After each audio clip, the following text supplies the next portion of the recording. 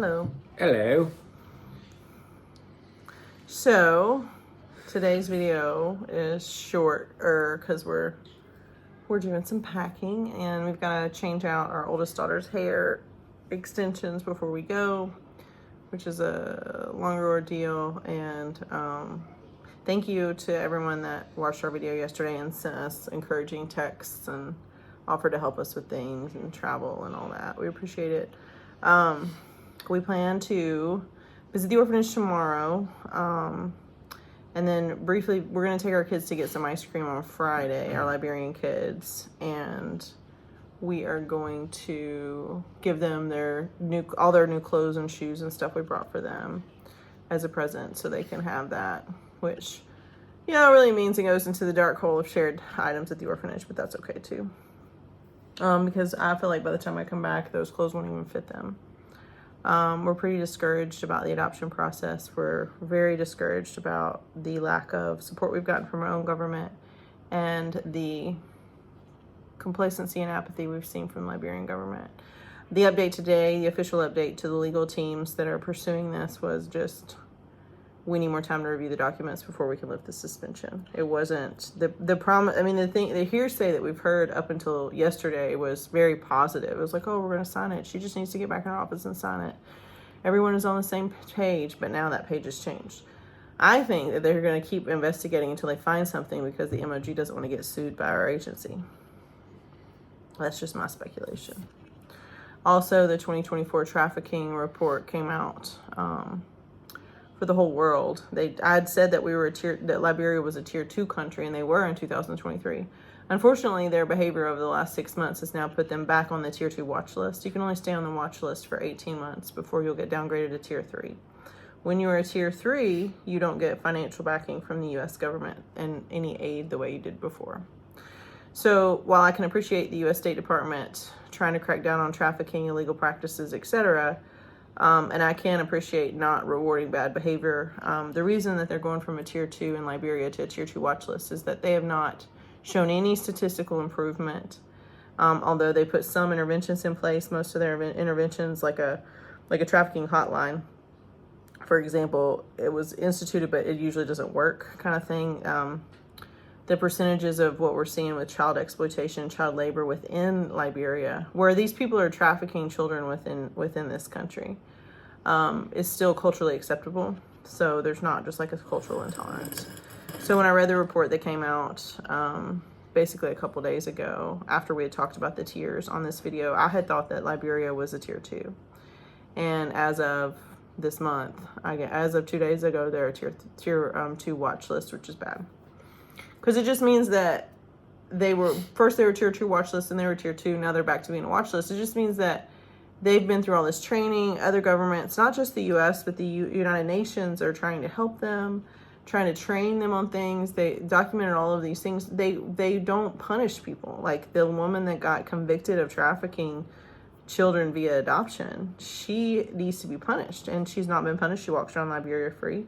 And that was a big criticism in the trafficking report that came out of the US that's for the whole world, is basically like you have to punish people. Like you can't just do investigation. So now I think that the MOG is feeling pressure from the State Department about trafficking. There was a statement in the report that said that adoption regulations are not being followed. That goes right down to if a child is born, within 14 days, you're supposed to apply for a birth certificate. If you're a Liberian citizen and you have a child that's born to you, it is your responsibility to register that child in the country of Liberia within 14 days of their birth. This is what makes them eligible for a birth certificate. If you don't do that, you're breaking the law. Many do not adhere to that, but that is one example of not adhering to adoption regulations, is that child should have had a birth certificate within 14 days of their birth. So that is considered like a crime, basically. Like that's the first crime committed. So if their chain of custody is all messed up if you don't register them as people within 14 days of their birth. And that law, it's a Liberian law that's been there for a long time. It's not a new law. It's been there for a while. So it's not like, so the US government has not helped us at all in our plight to adopt these kids. Even when it was just a tier 2 last year, it was a 2-tier watch list in 2022, and plenty of adoptions came through Liberia to the US. So we are extremely discouraged. We feel like that the corruption of the Liberian government and the corruption and the way that the U.S. State Department is handling this is just poor all the way around. It's a bunch of finger pointing and lack of movement and lack of effort on everyone's part. To tell us that you need more time to review documents that you have had. You've been reviewing the situation for 7 months.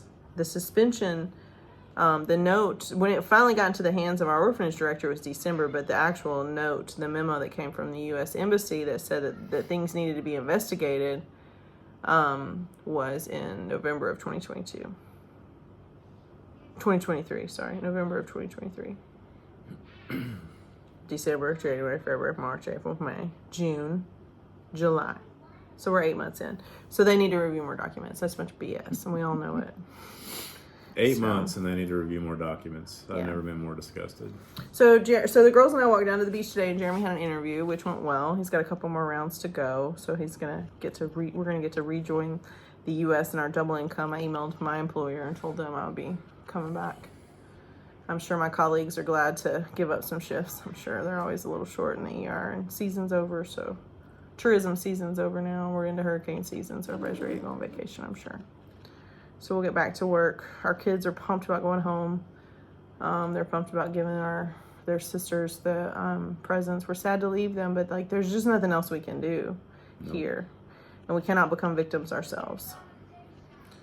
Yeah, my interview today was nice to talk about anything else and talk shop. And even the person on the interview was like, wow, that's awesome. I told him what we were doing here. It's not awesome. Don't do it. And, well, he's, wished us luck. He was very sympathetic even that we were adopting. I was just glad the internet worked. What I was thinking, I was like, please don't. For like, what, 45 minutes? The whole time. Video, 2 videos going. It worked great. I was like, either he's having to restart everything multiple times or the interview's going well. Yeah, so it was good. And there's good opportunity there. So, to the next phase. And then, but it's just stressful, man. I'm dreading Friday, our last visit with them. My last visit maybe ever there, because Rachel's planning on coming back. Yeah. I'm really going to miss the other kids, too. Like, I've been texting back and forth with a lot of the parents. And you guys, if you have a video greeting, you want me to show your kids, I need that by tonight, really, honestly, or tomorrow. I mean, because I'm not going to be sitting around Friday showing everybody videos. We're not going to be there that long. We're going to take our kids, and then we're going to leave. We're not just going to sit around and hang out again. So I'll make an exception if I have to, but I'd rather, if you guys are watching, I'd rather get it done before that. So it's just disgusting, man. I'm so mad. Like, the update is a non-update. It's just ridiculous. We need more time to review the documents. Like, just tell us the truth. Tell us what your intentions are. It's just they're be transparent. Here's why you're on the watch list. So this is why. So they continue to chase adoption, and I'm not saying like there may be some as far as I can tell in our kids' paperwork, all adoption regulations have been adhered to. I don't know when their mother went to apply for their birth certificates. I doubt it was within 14 days of their birth, but maybe she did. I don't know. But there's all of these things that are happening, and as far as we can tell, everything seems on the up and up for our adoption, and we want to pursue it. But I don't know. I don't believe that everything at the MOG is on the up and up, clearly. And they know that we're here. That's the other thing. They know that there's been families here. They know that we're still here. They know. And they don't care. So their professional courtesy, I mean, they told us, the supervisor for the adoption unit in the MOG told Jeremy the first week of March that the deadline for the police report would be March 30th. And that they would address it then, either file criminal charges or lift the suspension. And that was just a lie. And has she come back and said, sorry, it took longer? Sorry, no, she has not. So that's a professional courtesy thing. You can tell us it's okay to go home instead of telling us, well, maybe next week, don't leave yet. Maybe next week, don't leave yet. Maybe March 30th. Like, treat us like humans. Be honest with us. If it's a no, it's a no. But I'm tired of the maybes. When you think about, the money we've invested in, as far as, what we've given to Liberia and the adoption fees and what we've given being here, and we're also helping alleviate 2 kids that can't take care of themselves in a country that can't take care of them either. Or anyone else. So you're really helping in 2 different ways, and they literally just spit in your face. And then the U.S. Embassy and State Department could have put pressure to help us, and to say, listen, let's lift the suspension, allow legal adoptions to happen, and then let's reallocate our investigation resources to the actual problem of internal child street labor. Street children are being forced to sell on the streets. Let's focus on that. Because there's literally one sentence in the whole report about adoption, but it is a 7-page, single-spaced, 10-point font document that I had to make bigger so I could see, because I'm getting old. You can borrow my glasses. That talks about all kinds of other problems that have nothing to do with adoption. There's one sentence about adoption in there. Inter-country adoption regulations are not being adhered to. You know, one of the regulations is an expedient case history report, and ours has been there for a year and a half now. So there's nothing expedient about that. And we signed our letter of intent, which should have triggered our case history report to start. We don't need our dossier there. Just our case history report starts, letter of intent. And that was dated and notarized July 14th of 2022. So not adhering to adoption regulations on my behalf, 100%. That's true. So maybe that's what that sentence is about. That is an adoption regulation they're not adhering to. They just, and everybody lost the money to do it. We sent $5,000 to take care of that. We've had 2 years. Liberia gets all of that. So I'm over it. It's been 2 years since we filed our letter of intent to adopt these 2 kids, and that is when the case history report is supposed to start. They could start it then, because we paid then, but they haven't. So yes, I think that Liberia has unfortunately got a lot of growing to do before we'll be able to come back and adopt our kids. I hope they do it, and I hope they do it well. If they drop to a tier 3, they're going to lose a ton of foreign aid. So they need to focus on other things outside of the legalities of adoption. They need to focus on taking care of these kids. But one of the reasons they have so many street children is because they don't have enough parents to go around. Literally don't have enough adults that survived the war to care for these kids.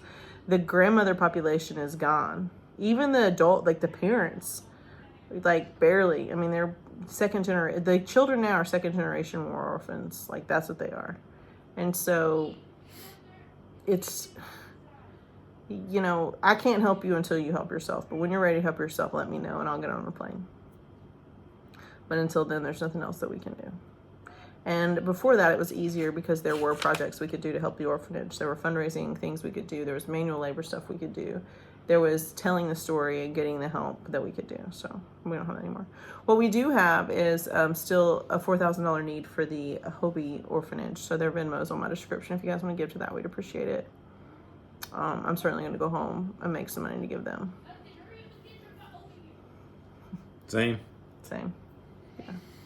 It's a big deal. Oh, well. Because they're actually raising kids to be better leaders, and those kids will be in charge one day. One of them will be president. They'll run the MOG. This will get better. In 10 years, Liberia will be a different country with a different landscape because of those kids. It just will. It doesn't take that many good people with education to overturn a struggling country. It just doesn't take that much. And those kids will overturn it. Yeah. Not ours, but theirs. So, hopefully that'll work. I'm sorry I was so doom and gloom. If you want to adopt internationally, and I'm telling you not to do it, maybe just don't do it right now. Let's wait till this smooths out. Put it on the back burner. So. Yeah. Okay, that's all I have. All right.